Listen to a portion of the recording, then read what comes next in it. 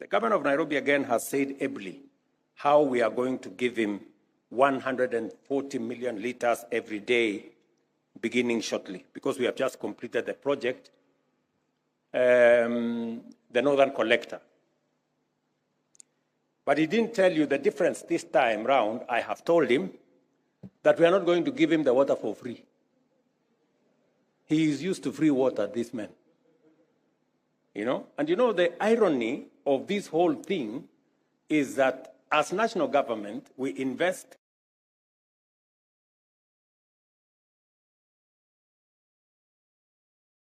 deliver water to utilities. And when that water comes to the city, it is free. So we go looking for taxes from Kenyans to go pay for the dam. And meanwhile, we have delivered water for free to our city. And that is why the city sometimes is not conscious. That's why most of that water is wasted. Because if you get some water for free, you are not very keen on how you use it, you know? So now I signed the law 2 weeks ago, the new water bill. We're now going to have a bulk water. We're going to sell him water at a fraction of what he is selling to the public. And we are going to invest that money in putting up a new dam for him so that we can meet the gap that he has said. He said he needs 900 million, and that is growing.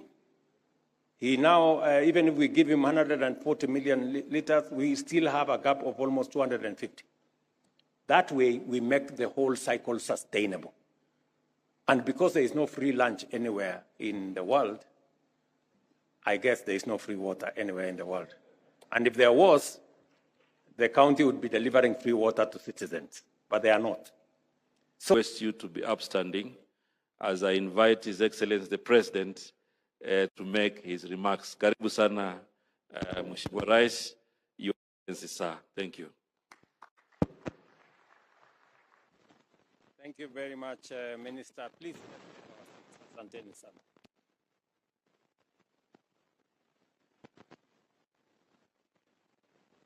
Thank you very much.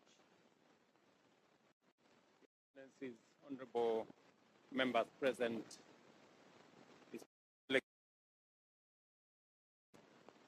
our founding fathers who are here.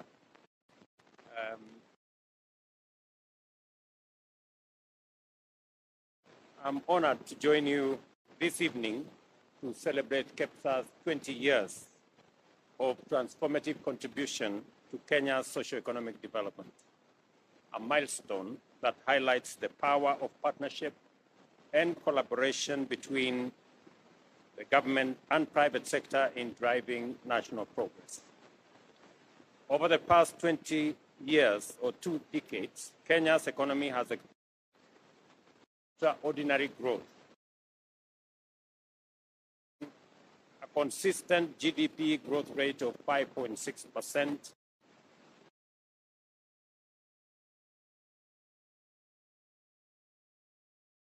again in 2023.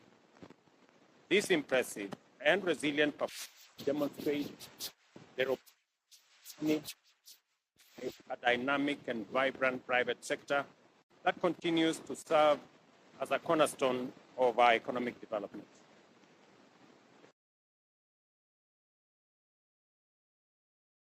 Critical areas of our economy, from agriculture, which employs over 40% of Kenyans, the service sector,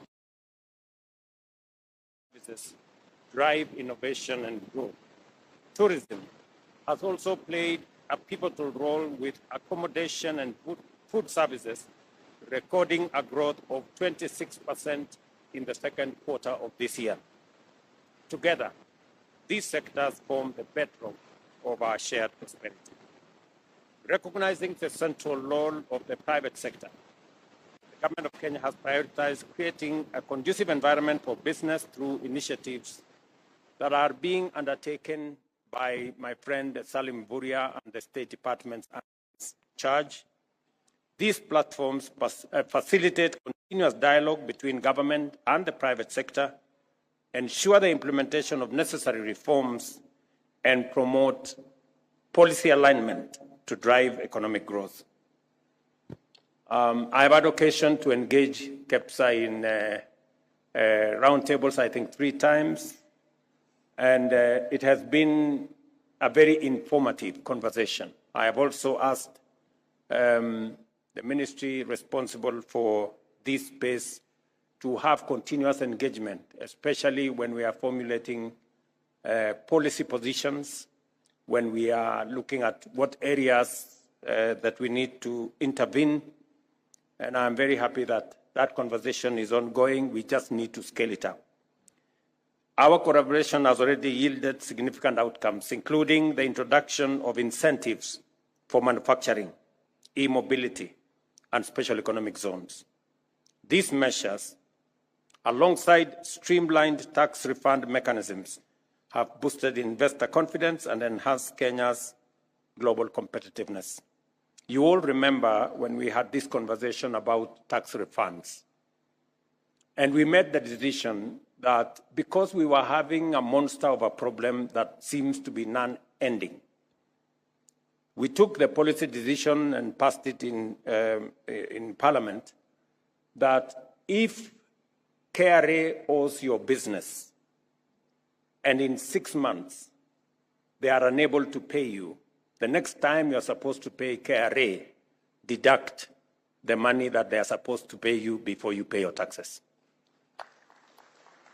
That way, we make sure that we have a win-win arrangement, that if KRA delays in paying your refunds, there is no justification for you to pay the next until you get your refunds. So you net off, and I think it's managed to improve things on both sides. I think KRA are now much more forthcoming whenever they are processing those refunds. These measures, alongside streamlined tax mechanisms, have boosted investor confidence and enhanced our competitiveness. On the macroeconomic front, deliberate policy interventions have stabilized the Kenya shilling, leading to a 20% appreciation from Kenya shillings 162 to the dollar in February 2024 to Kenya shillings 129 today. Inflation has fallen to a 17-year low, declining from 9.6 in September 2022 to 2.8 this month. Additionally, foreign exchange reserves have surged to US dollars 9.5 billion, ensuring robust import cover and strengthening our financial markets. You all remember 2 years ago we had a big challenge. In fact, the first group that I met were the oil marketers. And the oil marketers were really in trouble because we spend close to $500 million every month to service our oil products imports. It was a big challenge, and we managed to design an innovative mechanism working with local banks and structured what many people did not think it was going to work. But today, we have a working mechanism that has removed pressure from banks. I remember banks had become rationing dollars that are available to importers. We have since resolved that issue, and I am very confident about the future, that even companies that could not remit, dividends to foreigners, and they had to wait for months to be able to do that, that challenge has now been removed, sorted out, because we have consistently worked with the private sector to identify areas of collaboration and partnership that would help to resolve the challenges that face our economy. I must say here that for the first time, realized why a big bank is necessary. Because all the other banks took off, and we were left with Kenya Commercial Bank, and they sorted us out. Congratulations, Kenya Commercial Bank, for standing in the gap. Subsequently, many other banks have come on board, and we are now working together with confidence with all the other banking institutions. The outcomes, of course, have restored market confidence, significantly reduced the cost of servicing external debt, and created fiscal space to support our development priorities. The Government of Kenya remains unwavering in its commitment to leverage public-private partnership to fund and deliver major infrastructure projects across Kenya. World-class infrastructure is the foundation of economic growth, job creation, poverty alleviation, and regional integration. From successful collaborations such as the Nairobi Expressway, the County Aggregation and Industrial Parks, and the Lapsset Corridor, we have demonstrated how PPPs can mobilize private capital and expertise while reducing the fiscal burden on the government. Moving forward, we are expanding this model to critical sectors, including transport, energy, water, and affordable housing, to ensure sustainable and efficient delivery of projects that transparently and efficiently meet the needs of our people. Let me say this, that private-public partnership is the way to the future. We are currently in consultation on how to deliver universal health coverage. And one item that is critical to the delivery of universal health coverage is equipment in our hospitals, whether we are talking about MRI equipment, whether we are talking about dialysis equipment, and many other equipments that are necessary for the delivery of UHC. Of course, apart from human capital that we require, and apart from medical commodities that we require. And we have agreed in a structured manner with all the stakeholders, including our county governments, that using the model that we used before under the managed equipment service, we have improved on that model. In that model, we contracted suppliers who supplied equipment, and we used the equipment to deliver service. We paid the suppliers for that equipment over time. This time round, we've made it even better. We have told the suppliers, because the challenge we had in the other program was that we had some equipment delivered to some hospitals that did not work, and yet we paid for them. And some of the time the equipment worked, some of the time it did not work, but we paid for them. So we told them this time round, you deliver the equipment, because this is a public-private partnership. We will pay you for the service of that equipment. If you deliver for us one MRI service, we pay for that service. If the equipment is down, we don't pay. If the equipment is not functioning, we don't pay. That way, everybody does their part of the bargain. Equipment that we have used public money to pay, yet not working.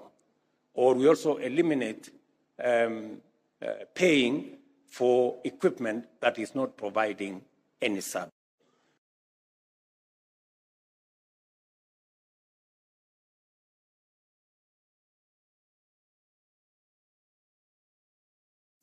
That you can fly from Dubai 5 hours, but you can also spend 3 hours. But thanks to the expressway,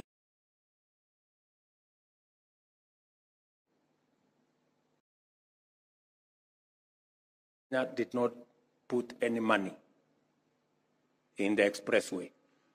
It was built by the private sector. We gave them a long-term lease of 27 years. They will recover their money from the tolling, and we are all happy. We can now take between 10 and 15 minutes to be in the city center. We don't have to spend 3 hours. I guess it works for everybody. It works for the private sector. It works for the public sector. It works for all of us who use that facility. And that is how the future is going to look like, because it provides us a win-win arrangement. Unless the private sector represented here don't see the opportunity. When we talk about the private sector and when we talk about PPP, they must not necessarily be foreign, and they must not necessarily be white. Yeah? So you should put yourself together and deliver some of these projects locally. We have sufficient financial muscle among some of you who can help us deliver some of these projects. Let me give you another example. The governor of Nairobi again has said ably how we are going to give him 140 million liters every day beginning shortly, because we have just completed the project, the Northern Collector. But he didn't tell you the difference this time round. I have told him that we are not going to give him the water for free. He is used to free water, this man. You know? And you know, the irony of this whole thing is that as national government, we invest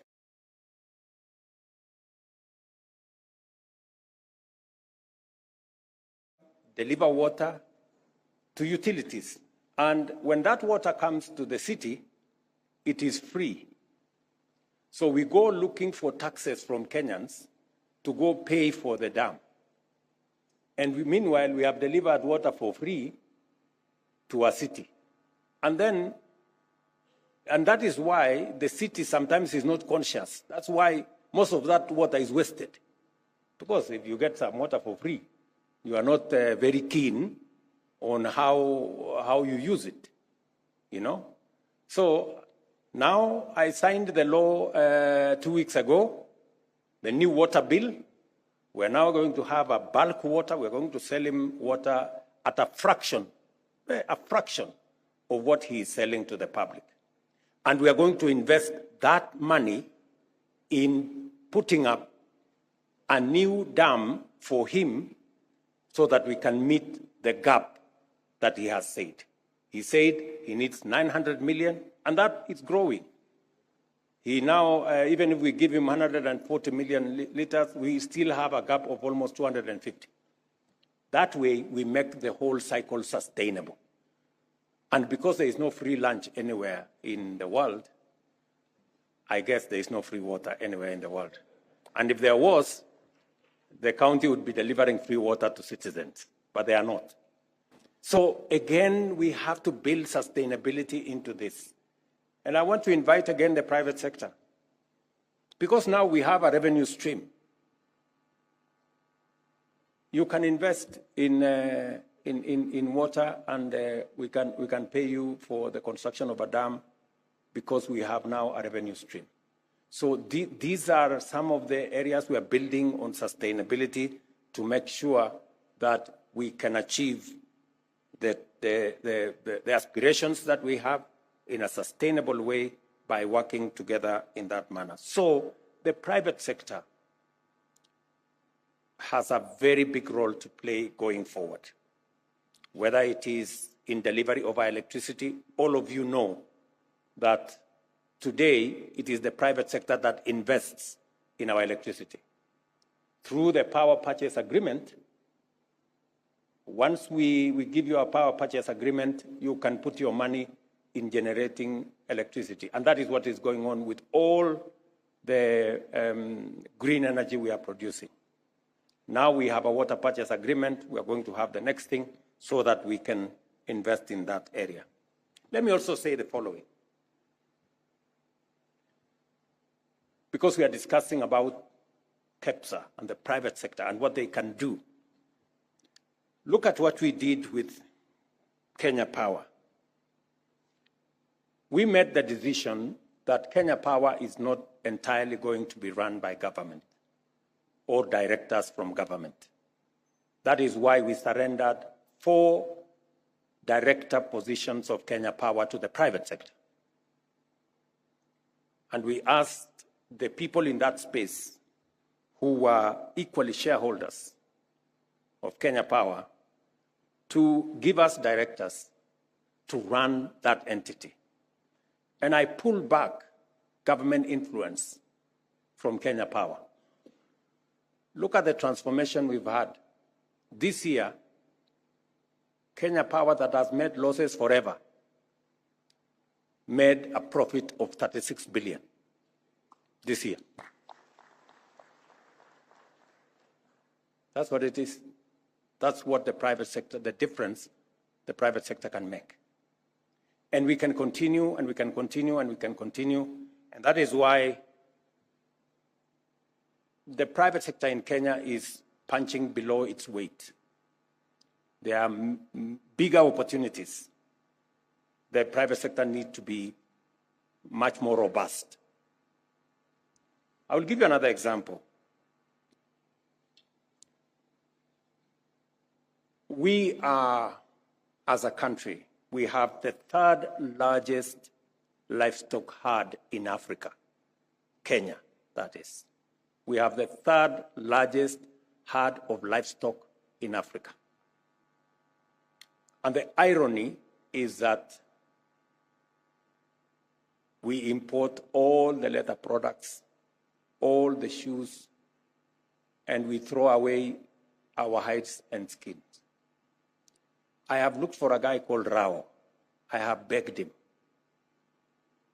I don't know whether Rao is in this meeting. And I have really been on his case because he happens to have an idea of what we can do around leather, because at least he's producing local leather in Kenya. And we want to support that enterprise. I was talking today to the pastoralist community in Kenya, why we need to do more professional flaying of removing of the skin, that is, and hides. Why we need to do more in that space to invest. And I have made a decision that Kenania, which has been a big challenge here, by January, it should be working so that we can do more around leather. We can expand our leather products and make sure that we take the country to the next level. Again, to the private sector, there is huge opportunity in the leather space. And I wish